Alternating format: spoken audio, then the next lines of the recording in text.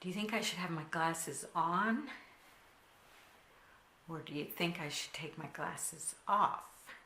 And what's my authentic voice tone?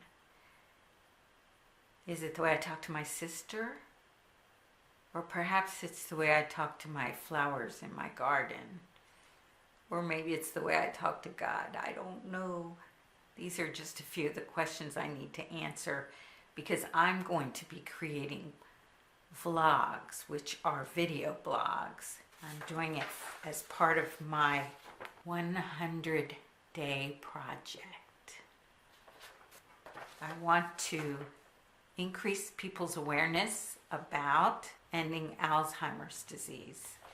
As part of our Christmas in July event, we are going to be donating a portion of our proceeds to Alzheimer's Association. So I need to learn how to create some wonderful videos that will be so spectacular and so creative that all of our followers and all of our customers will want to share them with other people.